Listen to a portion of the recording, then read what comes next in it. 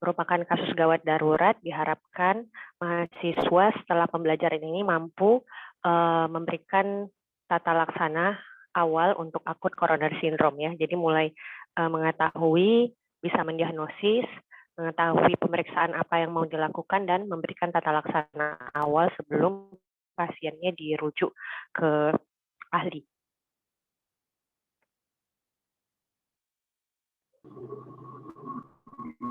Baik, jadi dari definisinya akut coronary syndrome ini merupakan sebuah spektrum dari gejala klinis yang beragam, ya.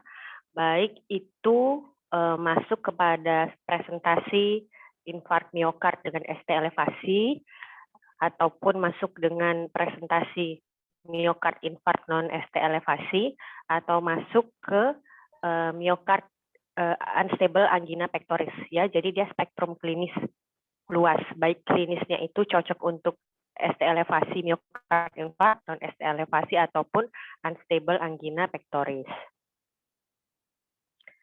Apa penyebabnya? Biasanya itu dan hampir paling sering dipicu oleh rupturnya plak aterosklerosis, baik terjadinya parsial ataupun terjadi rupturnya menyebabkan oklusi komplit dari infarct related artery, dari arteri koroner tertentu. Jadi biasanya akut coronary syndrome itu diawali oleh plak aterosklerosis yang memang sudah ada di arteri koroner.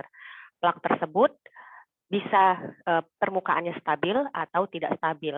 Pada suatu saat plak tersebut pecah menyebabkan oklusi. Oklusi ini yang bisa sifatnya parsial ataupun komplit. Jika sifatnya parsial, maka pasien bisa jatuh ke keadaan non-STEMI ataupun unstable angina.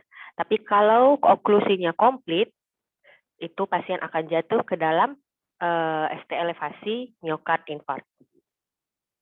Jadi berdasarkan European Society of Cardiology, kita untuk Indonesia arahnya itu ke yang European Society of Cardiology. Ya. Jadi universal definition dari myocardial infarction, yaitu adanya myocardial necrosis yang diikuti dengan akut myocardial ischemia.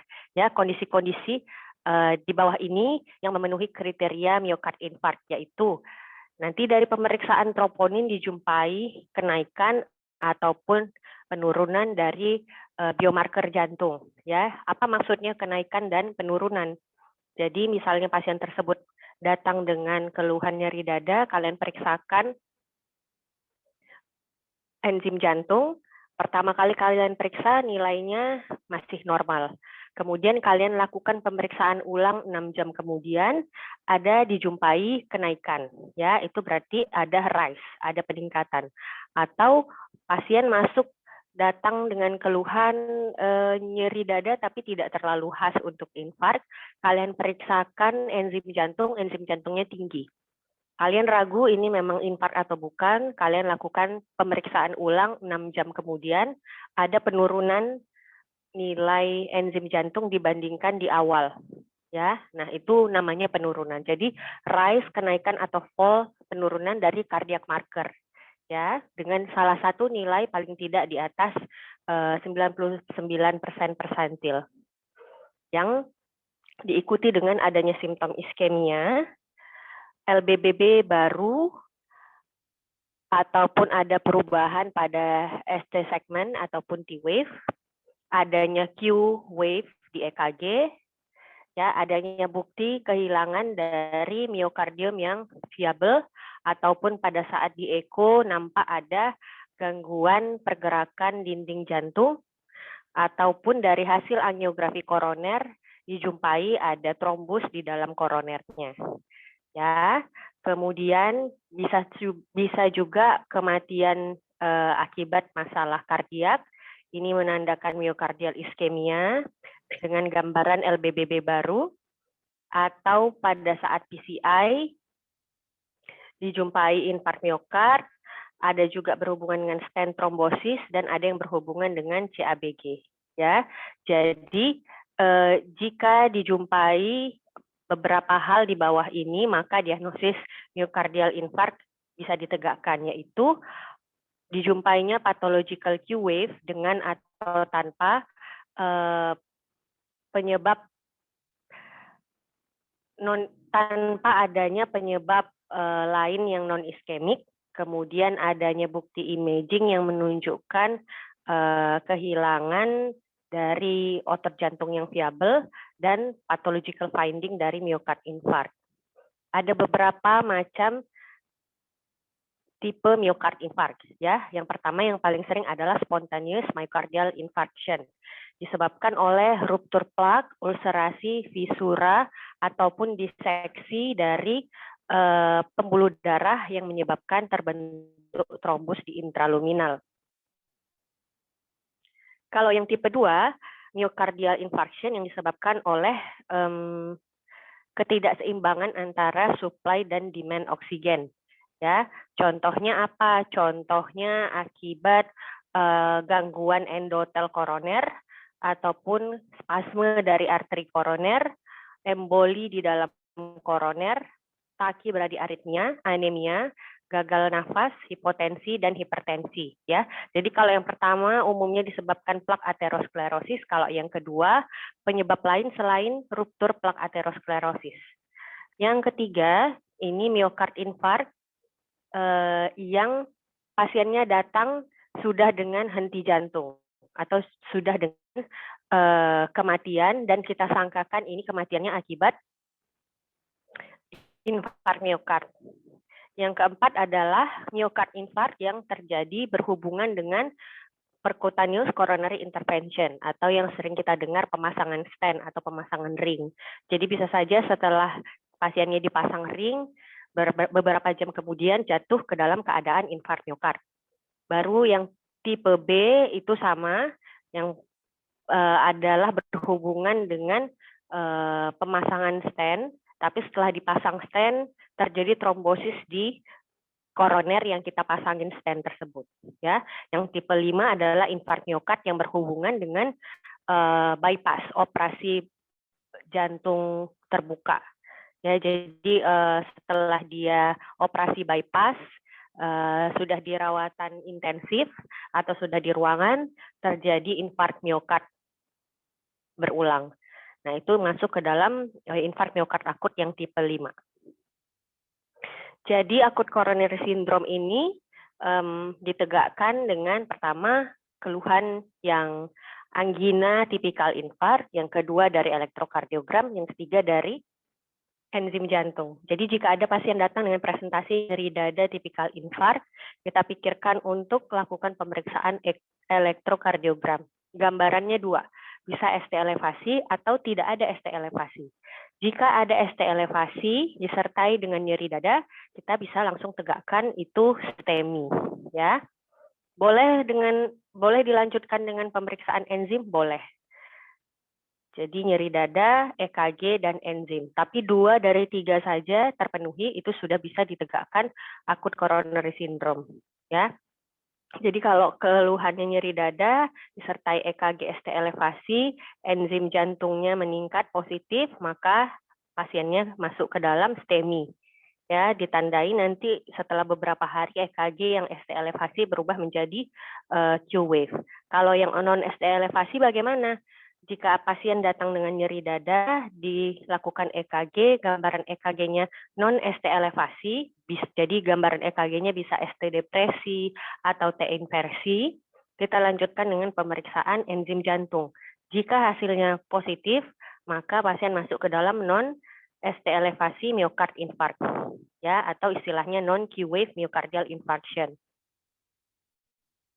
Jika pasien hasil enzim jantungnya negatif, maka masuk ke dalam keadaan unstable angina pectoris. Ini merupakan patofisiologinya ya. Pada prinsipnya adalah pada saat terjadi oklusi di koroner tersebut, terjadi ketidakseimbangan antara supply dan demand dari oksigen. Ya, penurunan supply itu kenapa? Akibat ruptur dari plak ataupun terbentuknya clot di dalam koroner yang menyebabkan aliran darah menjadi terbatas ya, jadi flow limiting stenosis. Pada kasus-kasus tertentu seperti anemia itu juga prinsipnya adalah menurunkan oksigen supply ya. Sementara beberapa keadaan juga meningkatkan oksigen demand, misalnya pasiennya sedang berolahraga, beraktivitas tinggi, atau pasiennya baru selesai makan atau tinggal di udara yang dingin, itu pasti meningkatkan oksigen demand. Keadaan oksigen supply dan demand yang tidak seimbang ini kita sebutkan mismatch, ya. Ini akan menyebabkan timbulnya angina. Dan jika ini dibiarkan berlama-lama, kondisi mismatch ini, jantung yang berada dalam keadaan iskemia akan jatuh ke keadaan nekrosis, hingga muncul myocardial infarction.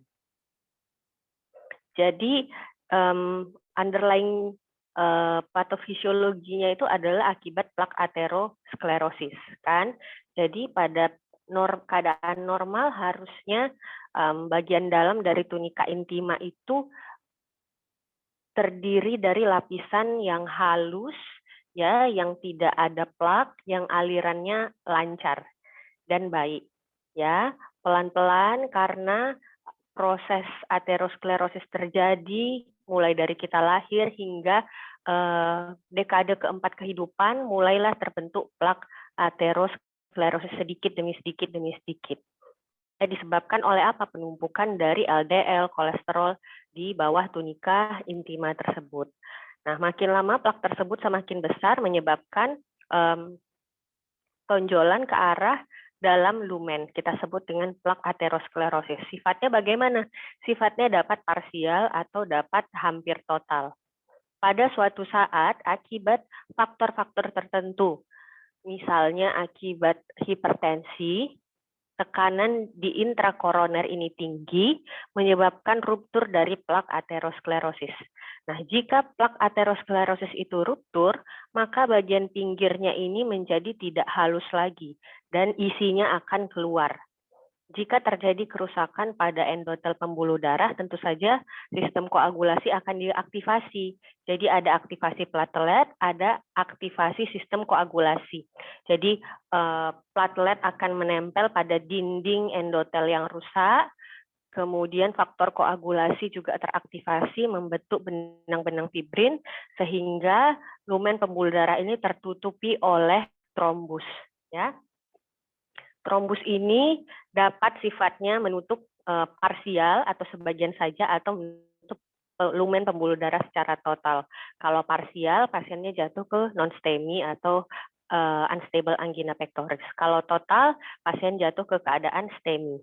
Ya, trombusnya ini bagaimana nasibnya? Bisa berada tetap di arteri pembuluh darah koroner yang besar atau bisa lama-lama pecah dan menyumbat ke pembuluh darah koroner yang lebih distal dan yang lebih halus.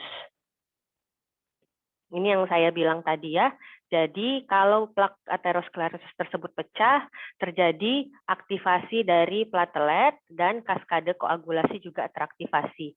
Akibatnya terbentuklah benang-benang fibrin yang menutupi platelet-platelet yang sudah terlebih dahulu menempel di permukaan endotel sehingga terbentuklah trombus. Ya. Ini nanti adalah peran-peran obat yang kita berikan, kerjanya di mana ya? Kerjanya pada prinsipnya di platelet.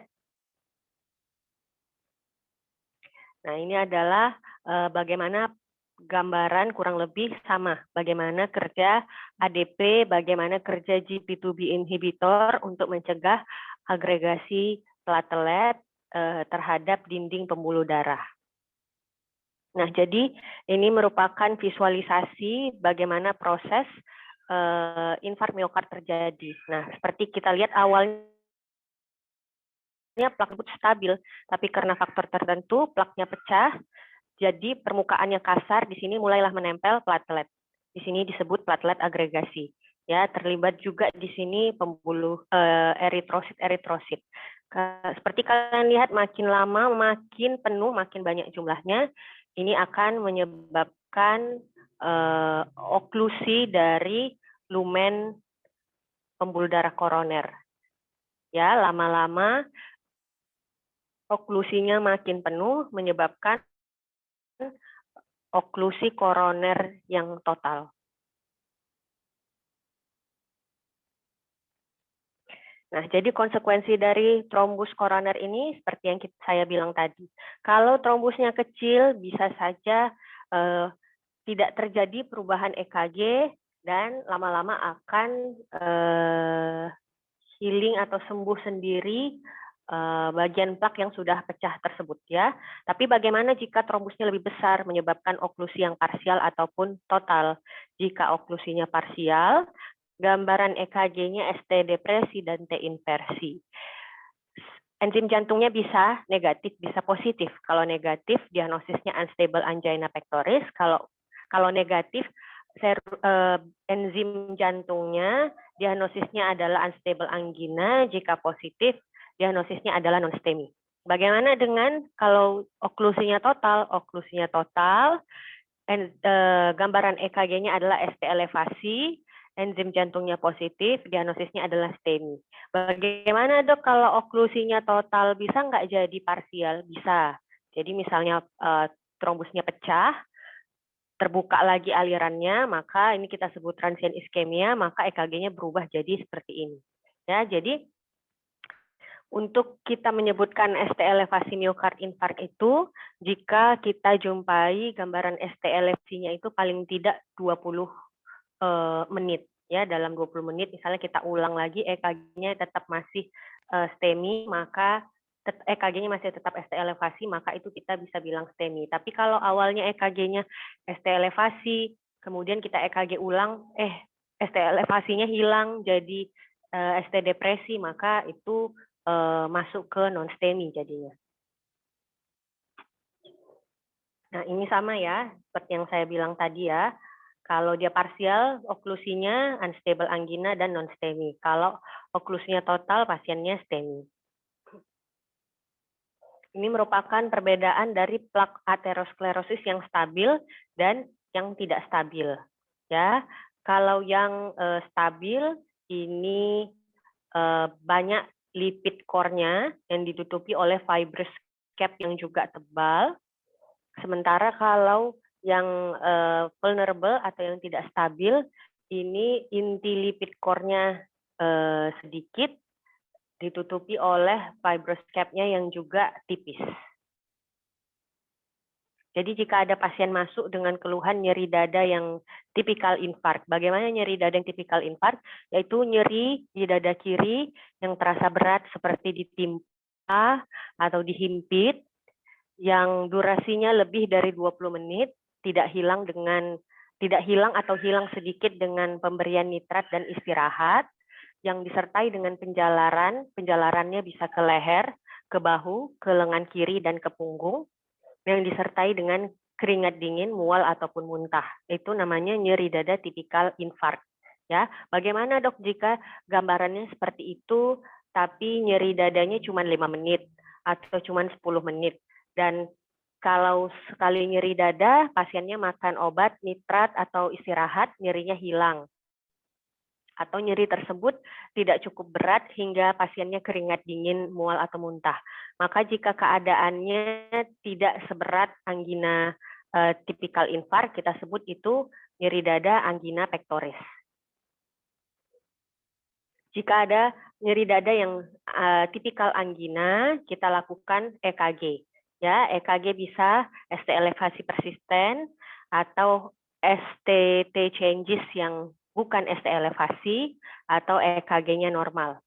Jika ST elevasi persisten, maka langsung diagnosisnya STEMI. Tidak perlu harus dilakukan pemeriksaan enzim jantung. Kalau EKG-nya ST depresi atau T inversi, kita lakukan pemeriksaan enzim jantung, hasilnya positif, pasiennya non-STEMI. Jika gambarannya ST depresi atau T inversi ataupun gambaran EKG-nya normal, kita periksa enzim jantung, hasilnya negatif, kita ulang sekali lagi hasilnya negatif, maka pasiennya masuk ke keadaan unstable angina pectoris. Ya, untuk yang STEMI terapinya adalah reperfusi yang terutama. Untuk yang non STEMI kita lihat kriteria pasiennya lagi. Jika high risk invasif, jika low risk mungkin bisa kita pikirkan cukup dengan obat-obatan. Sementara untuk yang unstable angina umumnya tata laksananya adalah non invasif. Kecuali jika dijumpai ada tanda-tanda yang mengarah ke emergensi. Ya, jadi seperti saya bilang tadi ya, harus kita cari riwayat penyakit, pemeriksaan fisik, EKG dan cardiac enzyme. Ya, pasien dapat dibagi menjadi nyeri dada yang non kardiak yang asalnya bisa dari gastrointestinal, muskuloskeletal atau dari paru seperti emboli paru, atau keadaan stable angina. Stable angina biasanya keluhannya sama nyeri dada, tapi seperti yang saya bilang tadi intensitasnya tidak terlalu berat, atau pasiennya dengan nitrat masih nyeri dadanya bisa hilang. Untuk unstable angina dan myocardial infarction yang STEMI ataupun non-STEMI, tipikal nyeri dadanya kurang lebih sama. Ya, nah ini merupakan nyeri dada lain yang originnya dari jantung tapi bukan masalah koroner. Contohnya pada diseksi aorta dan perikarditis. Jadi karena namanya saja sudah sindroma koroner akut, jadi sifatnya adalah seperti spektrum ya, dari yang paling ringan menjadi yang paling berat. Seperti kita lihat unstable angina ini adalah yang paling ringan klinisnya dan temuannya, sementara yang myocardial infarct ini yang lebih berat klinisnya dan temuannya ya. Jadi dari penanda enzim jantung untuk unstable angina pectoris biasanya nilai nekrosis miositnya itu masih rendah, kurang dari 1 gram, dengan enzim jantung yang tidak meningkat, dengan EKG yang ST depresi, T inversi ataupun normal, angka kematiannya 5-8%, dengan hasil patologinya ini disrupsi plak ataupun partial coronary occlusion, ya, dengan jika kita lakukan pemeriksaan eko, fungsi jantungnya biasanya tidak ada kelainan. Sementara untuk infark miokard akut, kerusakan otot jantungnya lebih dari 25 gram. Enzim jantung meningkat, troponin ataupun CKMB. EKG-nya ST elevasi bisa, ST depresi bisa, ataupun T inversi dengan angka kematian 12-15%. Bagaimana patologinya? Patologinya bisa intracoronary thrombus hingga microemboli disertai dengan oklusi koroner yang komplit atau total, dan dari pemeriksaan ekokardiografi biasanya fungsi sistoliknya terganggu, fungsi diastoliknya terganggu, bisa atau tanpa disertai pembesaran ruang jantung. Jadi kalau kemarin adik-adik sudah skills lab, di skills lab tersebut pasti diajarin bagaimana menganamnesis sebuah keluhan pasien ya. Tetap kita mulai dari onset. Onset nyeri dadanya itu dari kapan? Jadi onset itu adalah pertama kali dia merasakan nyeri dada hingga dia datang ke rumah sakit, kita anamnesis. Itu yang disebut dengan onset. Kenapa onset ini penting? Karena berhubungan dengan terapi yang bisa kita berikan. Kemudian durasi, berapa lama nyeri dadanya berlangsung. Relieving factors and time to relieve. Apa tindakan-tindakan yang bisa mengurangi nyeri dada. Misalnya pasien istirahat, nyeri dadanya berkurang, atau makan nitrat, nyeri dadanya berkurang. Dan berapa lama setelah makan nitrat tersebut, nyeri dadanya berkurang atau hilang. Ya. Kemudian pada saat nyeri dada itu aktivitasnya sedang apa? Karena bisa serangan jantung ini dieksaserbasi oleh kegiatan. Misalnya pasiennya sedang berolahraga, atau sedang stres, atau baru selesai makan yang banyak sekali, itu bisa. Ya, ataupun ada atau tidak dicetuskan oleh aktivitas. Bagaimana karakteristik nyerinya? Kalau karakteristik tipikal angina, terasa di dada kiri seperti berat ataupun dihimpit. Kemana penjalarannya? Dan apakah ada simptom-simptom yang penyerta seperti keringat dingin, mual, dan muntah. Untuk angina, ya karakteristiknya seperti ini. Nyeri substernal yang dicetuskan oleh kegiatan ataupun stres dan hilang dengan nitrogliserin. Kalau namanya atipikal angina hanya ada 2 dari 3 kriteria. Sementara kalau nyeri dada yang non kardiak hanya memenuhi 1 atau kurang dari 1 dari nyeri dada yang tipikal angina. Apa penyebab-penyebab nyeri dada yang lain? Banyak ya. Kalau kardiak dia bisa yang tipikal angina, yang tipikal infark, dan yang misalnya disebabkan oleh masalah perikard seperti perikarditis. Ya, ini ada di sini karakteristiknya. Bagaimana yang vaskular? Vaskular juga ada. Contohnya diseksi aorta, pulmonary embolism, dan pulmonary hypertension. Untuk dari paru, apakah bisa? Bisa, seperti pleuritis, tracheobronchitis, dan spontaneous pneumothorax. Begitu juga dengan gastrointestinal, muskuloskeletal, infeksi, dan psychological. Nanti bisa dibaca sendiri ya. Nah, bagaimana kita mendata laksana sindroma koroner akut? Jadi karena hubungannya ini adalah dengan otot jantung, maka kita harus memberikan terapi secepat mungkin. Karena jika tidak kita tata laksana dengan cepat, maka akan terjadi nekrosis di miokard dan otot jantung yang sudah nekrosis itu irreversible untuk kembali normal, ya. Jadi idealnya adalah evaluasi atau kita menegakkan diagnosis infark miokard itu dalam 10 menit dengan target dalam waktu 1 jam kita sudah memberikan tata laksana. Ini merupakan perubahan EKG-nya ya. Jadi misalnya ada infark miokard yang total ya, pada ini terdiri dari 3 zona infark, zona injury, dan zona iskemia.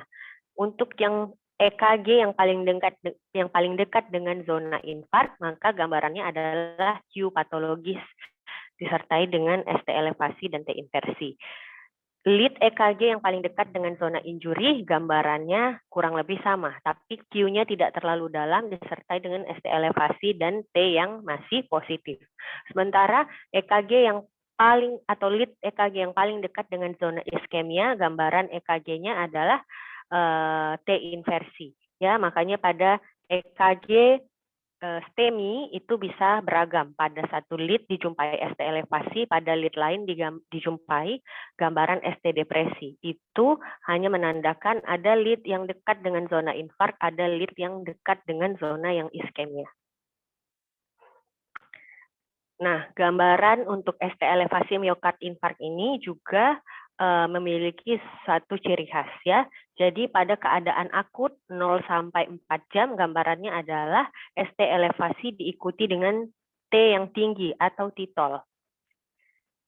Bisa bertahan hingga 4 jam. Mulai dari 4 jam sampai 12 jam, maka mulai muncul adanya Q patologis yang kecil ya, disertai dengan ST yang masih tinggi dan T yang juga masih positif tapi sudah mulai turun, tidak titol lagi.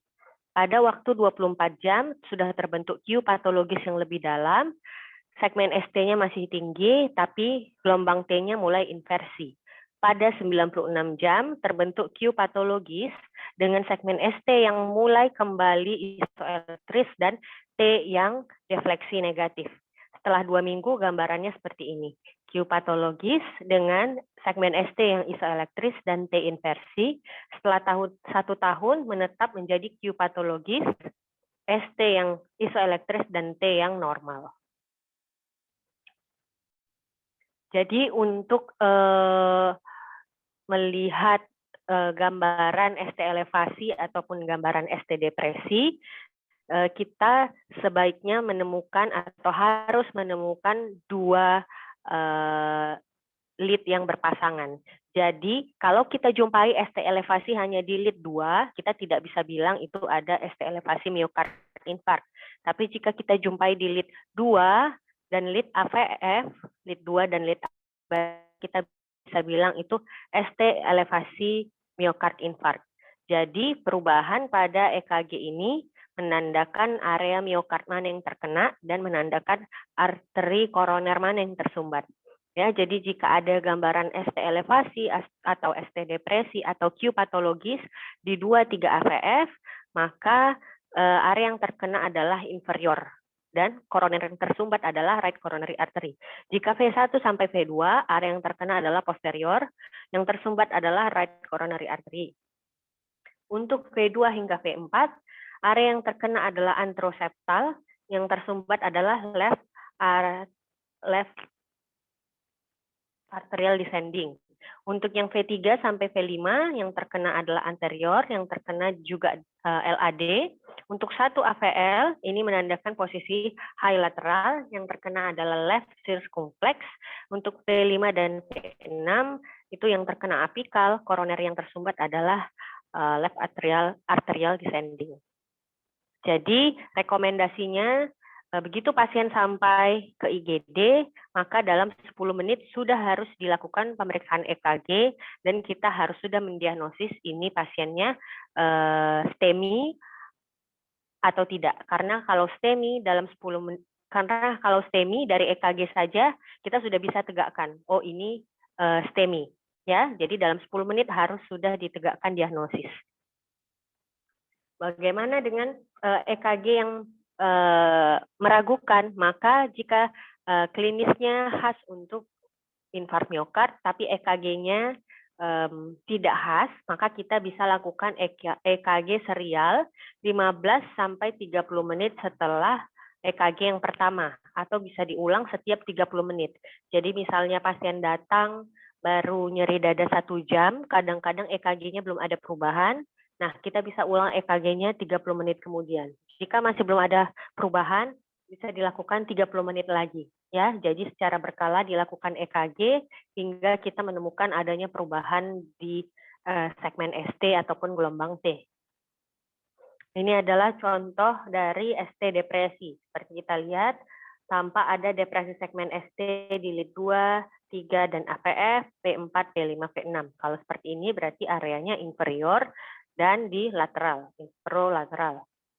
Nah, ini untuk akut anterior myocardial infarction, dijumpai adanya gambaran Q di V2, V3, V4, disertai ST yang elevasi, disertai gelombang T yang inversi, dan gambaran Q kecil disertai dengan T inversi di lead 1. Nah, ini juga contoh myocard infarct anterior, ya, tampak di sini ada ST elevasi di V2, V3, V4, V5, V6. Kalau seperti ini jadi antero ekstensif. Ini inferior di 2, 3 AVF. Ini juga ada gambaran ST elevasi dengan Q patologis di lead 2, 3, dan AVF disertai ST depresi di V1, V2 sampai V6.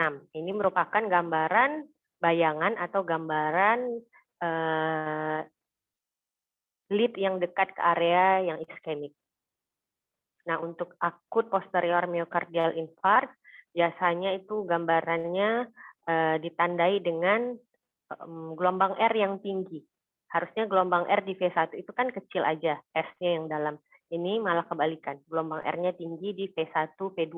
Kalau seperti ini kita curigai mungkin di bagian posteriornya ada infark.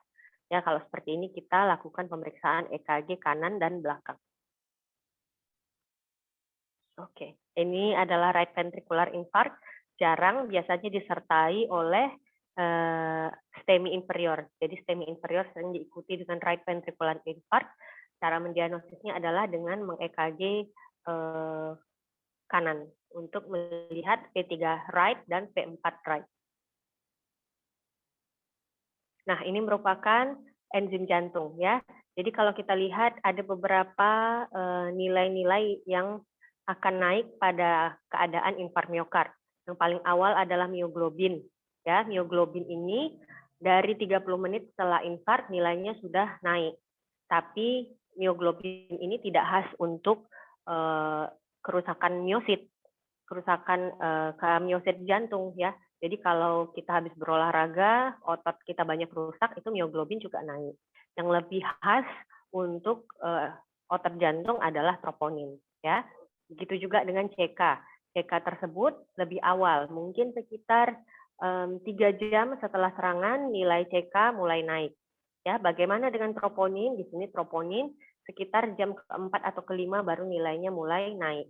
Jadi kalau pasien datang onset 1 jam, mungkin troponin dan CKMB-nya belum naik, masih mioglobinnya yang naik, ya. Makanya perlu dilakukan pemeriksaan enzim serial jika kita ragu. Begitu juga dengan LDH. LDH ini bahkan sudah jarang sekali digunakan karena banyak kondisi-kondisi ekstrakardiak yang menyebabkan LDH naik. Jadi untuk enzim jantung yang digunakan mendiagnosis infark miokard, kita umumnya menggunakan CKMB dan troponin. Ini ya. Jadi yang paling awal naik itu adalah mioglobin, diikuti dengan CK, kemudian diikuti dengan troponin. Ini nilai-nilai normalnya. Nah, jadi jika ada infark miokard, kita perlu melakukan stratifikasi risiko. Tujuannya apa? Untuk menilai infark miokard pada pasien kita ini berat atau tidak berat. Hubungannya nanti ke tata laksana yang mau kita berikan. Apakah kita lakukan tata laksana yang invasif atau tidak perlu buru-buru dilakukan tindakan invasif. Seperti itu. Ya.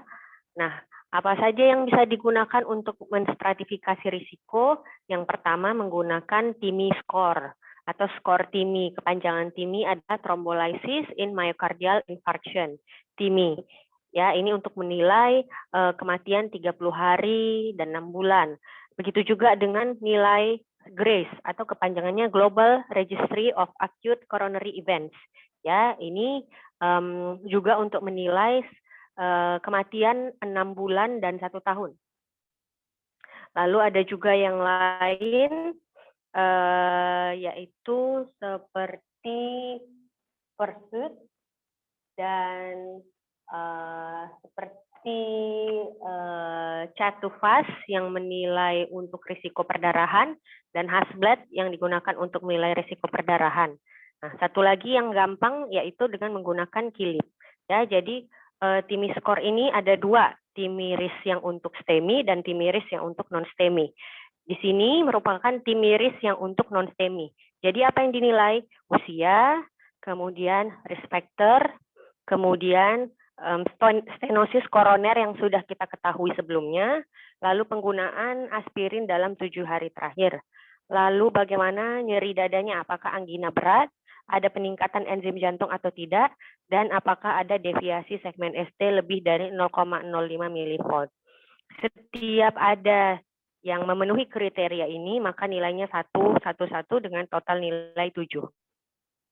Jadi makin mendekati 7 nilainya, maka resiko pasien untuk kematian dalam 30 hari, dalam 6 bulan itu semakin tinggi. Dan makin tinggi nilai TIMI risk-nya, maka pasien harus mendapatkan tata laksana yang lebih invasif. Kalau yang TIMI risk untuk STEMI itu poinnya ada 14 ya. Kurang lebih nilainya sama seperti ini, namun ada tambahan seperti ST elevasinya di bagian anterior atau tidak. Kemudian apakah ada angina yang menetap atau tidak, ada risk factor yang berupa hipertensi, DM atau tidak, seperti itu. Ya, lalu KILIP class. Nah, KILIP class ini menilai apakah ada tanda-tanda gagal jantung yang menyertai infark miokard. Jadi kalau infarknya infark anterior atau anteroseptal itu kadang-kadang kerusakannya begitu hebat sehingga menyebabkan pasien jatuh ke keadaan gagal jantung. Nah, jadi ada sebagian pasien yang sudah datang bahkan dengan nyeri dada dan gagal jantung, maka kita harus nilai KILIP kelasnya. Kalau KILIP kelas 1 tidak ada tanda-tanda gagal jantung, ya. Jadi dari pemeriksaan fisik tidak dijumpai ada rongki basal atau tidak dijumpai adanya galop. Untuk KILIP kelas 2 ada tanda gagal jantung, ditandai oleh Rales dan galop yang tingginya kurang dari sepertiga lapangan paru. Sementara untuk kilip kelas 3 ini adalah gagal jantung yang berat, ditandai dengan pulmonary edema. Jadi rongki basahnya itu tinggi, ya, hingga lebih dari sepertiga lapangan paru kiri dan kanan. Untuk yang kilip kelas 4, pasien jatuh ke keadaan cardiogenic shock. Ya, jadi pasiennya itu infark miokard tapi datang dengan tensi yang kurang dari 90 mm air raksa, ada tanda-tanda shock seperti oliguri, sianosis, dan diaforesis, serta ada juga edem paru. Nah, ini merupakan GRACE ya. GRACE ini juga nilainya banyak, bisa nanti kalian lihat sendiri komponennya apa saja. Nah, jadi ini GRACE. GRACE dalam 6 bulan ya, ini dibagi 3. Kurang dari sama dengan 108, 109 sampai 140 dan di atas 140.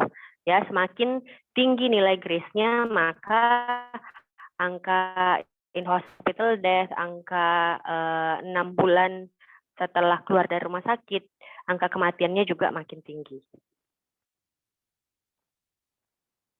Jadi umumnya kalau untuk STEMI dan non-STEMI kalau untuk STEMI kita gunakan kilip dan timiris. Kalau untuk non-STEMI biasanya kita gunakan kilip yang untuk non-STEMI dan kita gunakan GRACE. Untuk unstable kita biasanya menggunakan GRACE skor ya. Nah, jadi ini merupakan tata laksana sindroma koroner akut berdasarkan tipe yang mana. Jadi jika tipe yang STEMI, tata laksana utama yang harus dipikirkan reperfusi ya. Reperfusinya bisa dengan menggunakan obat-obatan ataupun bisa dengan menggunakan PCI, primary intervention. Selain PCI dan fibrinolitik, pasien harus mendapat tata laksana awal di ruang emergensi. Ya, apa itu tata laksana awalnya? Harus dapat Monaco istilahnya ya. Morfin jika nyerinya sangat hebat, oksigen, aspirin dan nitrat serta clopidogrel. Ya. Kalau untuk pasien yang uap dan non-STEMI, nah tata laksananya itu tidak ada fibrinolitik dan tidak ada primary PCI ya, jadi tata laksana awalnya itu hampir sama, tetap diberikan aspirin, diberikan clopidogrel, diberikan nitrat dan diberikan morfin jika nyerinya terlalu hebat. Tapi tidak harus dilakukan fibrinolitik dan tidak harus dilakukan primary PCI ya. Pada pasien-pasien yang high risk yang baru memerlukan kateterisasi jantung ataupun GP2B3A inhibitor. Dan untuk STEMI maupun non-STEMI, obat-obatan yang tetap sama masuk yaitu obat-obatan anti-iskemik seperti beta blocker, nitrat, dengan atau tanpa CCB, oksigen, tadi pain control jika nyerinya terlalu hebat, dan obat-obat tambahan seperti ACE inhibitor dan statin. Nah, jadi untuk pasien yang STEMI, tata laksana awalnya adalah harus diberikan Monaco, yaitu morfin jika nyerinya sangat hebat, diberikan oksigen jika saturasinya kurang dari 90%. Untuk mengurangi nyeri dada, kita bisa berikan nitrat, ya, dengan syarat tekanan darahnya harus di atas 90 mm air raksa, dan pasien tidak boleh menggunakan sildenafil ataupun tadalafil dalam 24 jam atau 48 jam. Ya, nitrat ini diberikan sublingual, boleh intravena, boleh. Dosisnya kalau yang isosorbit nitrat adalah 5 mg di bawah lidah, bisa diulang 2 kali. Kemudian kita berikan loading aspirin. Loading aspirin 160 mg sampai 325 mg, caranya dikunyah. Ya, jadi kalau satu tablet itu sediaannya 80 mg, sekali makan 2 tablet dikunyah-kunyah. Itu untuk pertolongan emergensinya. Lalu untuk clopidogrel juga diberikan loading dose, ya, 300 mg sampai 600 mg. Jadi kalau sediaannya 75 mg, maka sekali makan 4 tablet langsung ditelan. Ya.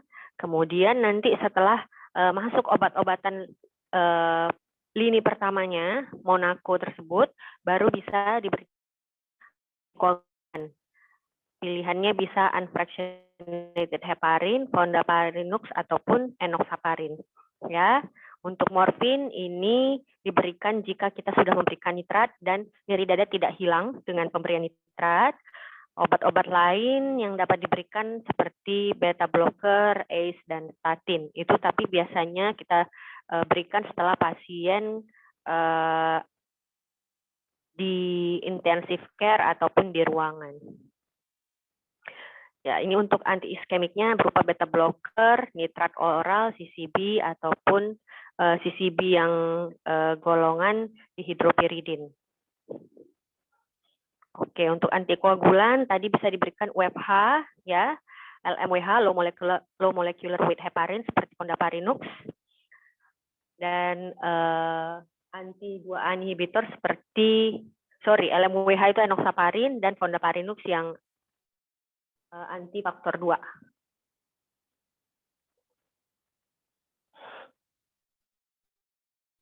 Jadi ini tadi dosisnya ya, untuk aspirin 160 sampai 325 mg dosis loading. Setelah itu baru dilanjutkan 1 kali sehari untuk dosis maintenance-nya. Begitu juga dengan clopidogrel. Selama pasiennya masih di IGD diberikan dulu dosis loading, baru di ruangan nanti maintenance 1 kali 1 tablet ya, 175 mg. Nah, bagaimana dengan pasien STEMI perbedaannya? Jadi kalau yang non-STEMI tadi tidak perlu dilakukan primary PCI ataupun fibrinolitik.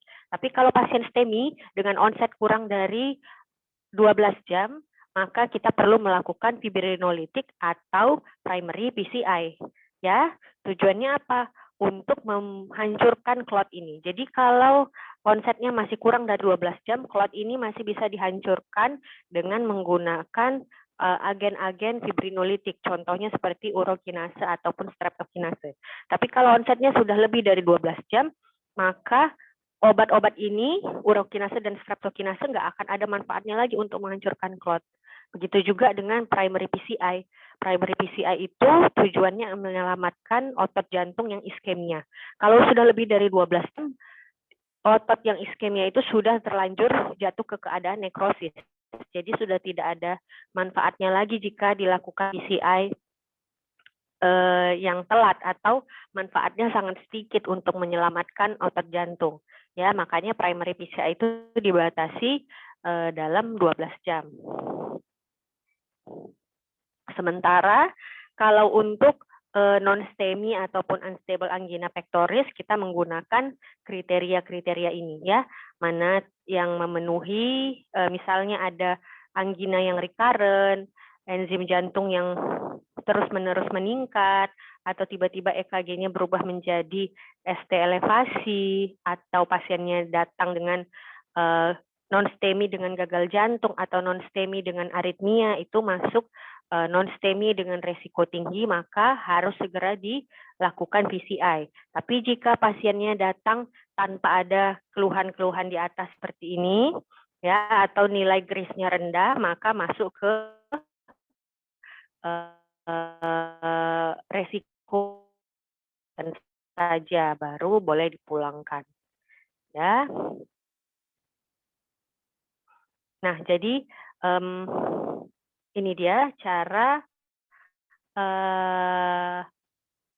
invasive strategy tadi untuk yang non-STEMI ya. Jadi dinilai mana yang urgent, mana yang harus di PCI kurang dari 72 jam, dan mana yang tidak perlu dilakukan tindakan invasif. Jadi kalau yang urgent itu seperti ini ya, ada aritmia, ada gangguan hemodinamik, ada STT changes yang persisten.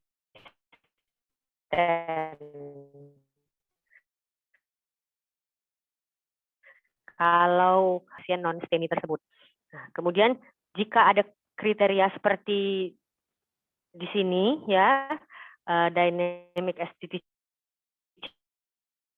changes, pasien IF-nya kurang persen, atau pasiennya ada riwayat CABG sebelumnya, maka pasien itu harus dikateterisasi kurang dari 72 jam, pasien non-STEMI ya. Sementara kalau kriterianya yang sebelah kanan ini tidak ada chest pain berulang, tidak ada gagal jantung berulang, EKG-nya tidak ada perubahan, maka tidak perlu dilakukan tata laksana invasif.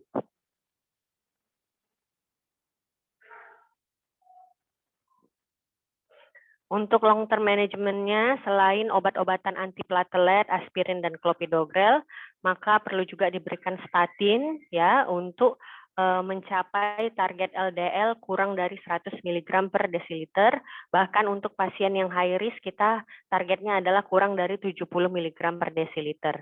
Kemudian sebagai anti anggina dan rate control kita berikan beta blocker.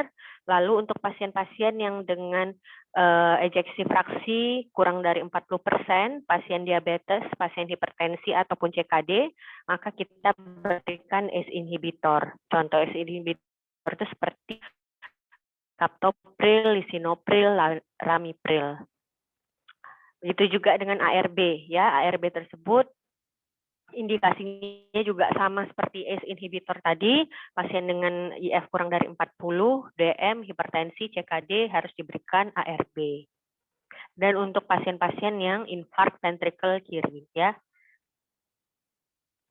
Nah, ini singkatannya ABCDEF, bisa nanti dibaca sendiri.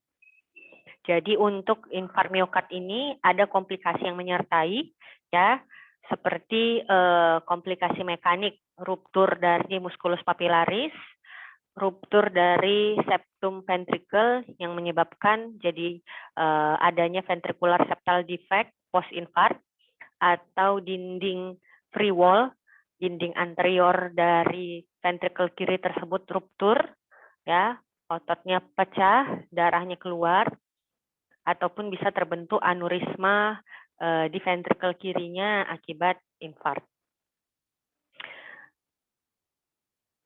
Kemudian untuk menilai prognosisnya, maka yang dinilai ini bisa dari ejeksi fraksi, ini didapatkan dari ekokardiografi, kemudian dari berapa jumlah arteri koroner yang mengalami penyumbatan, ini bisa didapatkan dari angiografi koroner ya. Kemudian dari pemeriksaan penunjang lainnya seperti treadmill ataupun nuklir bisa dinilai apakah ada iskemia yang diinduksi oleh aktivitas ataupun kegiatan dengan demand yang tinggi ataupun adanya ventricular ectopy. Jadi jika ada pasien STEMI, maka ada dua ya, ada dua tuh dia ceritanya. Bisa dia datang ke rumah sakit yang bisa melakukan primary PCI, atau dia datang ke rumah sakit yang tidak bisa melakukan primary PCI ya.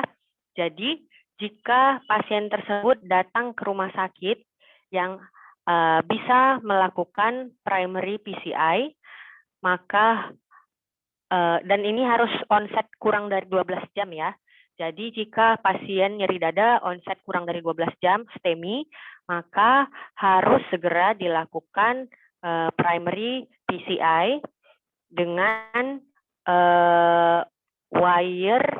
door to wire crossing time kurang dari 80 menit. Tapi jika pasien datang ke rumah sakit yang tidak bisa melakukan PCI, maka kita harus segera melakukan fibrinolitik ya. Jadi misalnya dia datang ke rumah sakit Bayangkara. Rumah sakit Bayangkara tersebut kalau mau ngirim pasien ke Adam Malik itu kurang dari 120 menit. Tidak bisa mengirim kurang dari 120 menit, maka kita lakukan fibrinolisis di Rumah Sakit Bayangkara. Setelah kita lakukan fibrinolisis, baru kita kirim ke Rumah Sakit Adam Malik untuk tata laksana lebih lanjut. Peran dokter adalah bisa melakukan fibrinolitik di rumah sakit tempat kita bekerja, ya. Tapi jika pasien tersebut datang ke rumah sakit misalnya Bina Kasih.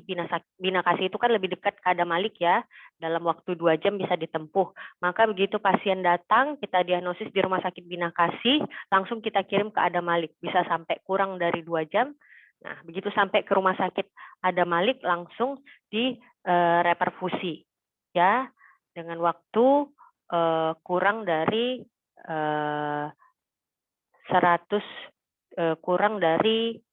60 menit.